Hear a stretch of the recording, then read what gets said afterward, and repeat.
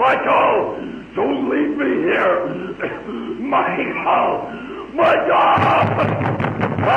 السلام علیکم ورحمۃ اللہ وبرکاتہ۔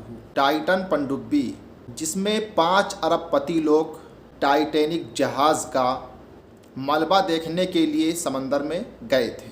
جیسا کہ آپ جانتے ہیں کہ وہ 5 کے 5 لوگ ہلاک ہو چکے ہیں، یعنی ان کی موت ہو چکی ہے۔ میرے ذہن میں ایک بات آ رہی تھی، میں سوچ رہا تھا، ذرا آپ بھی سوچ کر بتائیے کہ انسان کا جب موت کا وقت آ جاتا ہے نا، تو اللہ تبارک و تعالیٰ نے جس جگہ پر اس کی موت لکھی ہے، وہ انسان کسی نہ کسی طریقے سے، کسی نہ کسی بہانے سے وہاں پر پہنچ ہی جاتا ہے، کیونکہ یہ طے شدہ باتیں ہیں کہ انسان کو وہیں پر موت آئے گی جس جگہ پر اللہ تبارک و تعالیٰ نے اس کے موت کو مقرر فرمایا ہے۔ اور جب انسان کے موت کا وقت قریب آ جاتا ہے نا، تو انسان کی موت جس جگہ پر لکھی ہوتی ہے، جس وقت لکھی ہوتی ہے، وہ انسان خود چل کر اس جگہ پر پہنچ جاتا ہے، جیسا کہ یہ پنڈبی والا معاملہ ہوا ہے۔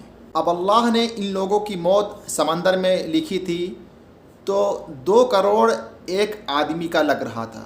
ان لوگوں نے 2 کروڑ روپے لگا کر سمندر میں ٹائٹینک جہاز، جو آج کے کئی برس پہلے پانی میں ڈوب گئی تھی اور اس کے سارے لوگ ہلاک ہو گئے تھے، کچھ لوگوں کو چھوڑ کر۔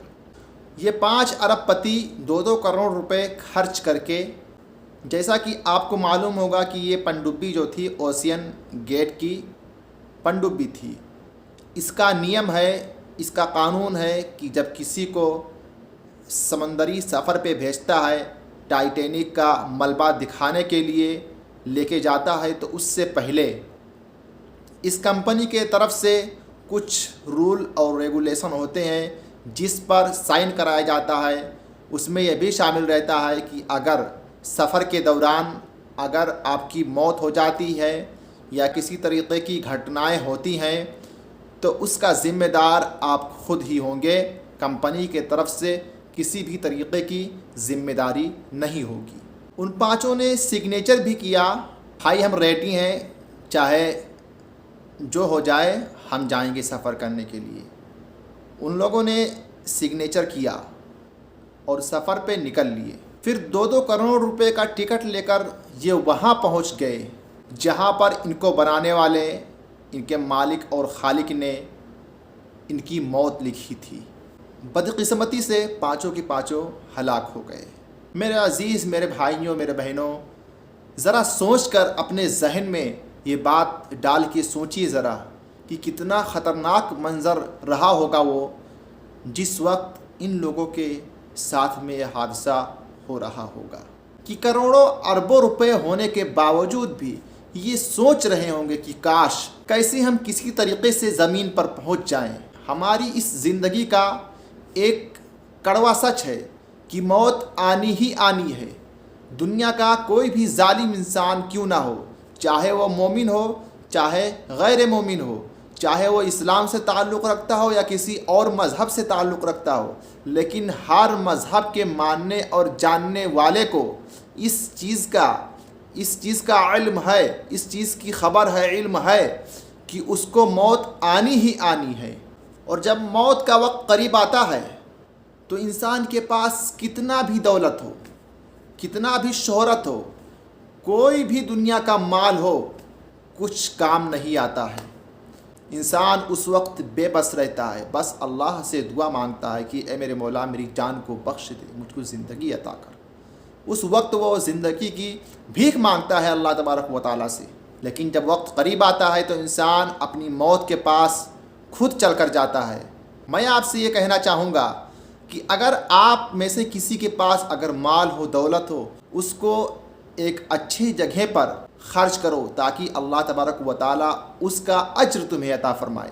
جیسے کسی مسکین کی مدد کرو، یا کسی یتیم بچے کی مدد کرو، یا کسی بیوہ عورت جو ہو اس کے سہارے کے لیے اس کی مدد کرو تاکہ اس سے آپ کو اجر مل سکے۔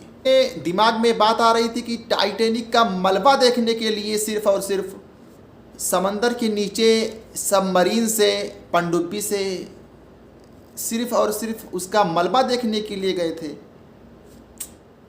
وہ بھی جبکہ جو ماہرین ہیں سمندر کے، جو برابر ان سب معاملوں میں ریسرچ کیا کرتے ہیں، انہوں نے اس چیز کا وارننگ بہت پہلے ہی دے دیا تھا کہ جس جگہ پر ٹائٹینک کا ملبہ ہے وہاں پر جانا خطروں سے خالی نہیں ہے۔ اس ملبے کو دیکھنے میں کیا رکھا ہے؟ کیا فائدہ جہاں پہ ہمارے جان اور مال کا ہر طریقے کا نقصان ہو، خطرہ ہو، اس جگہ پر جانے سے کیا فائدہ ہے؟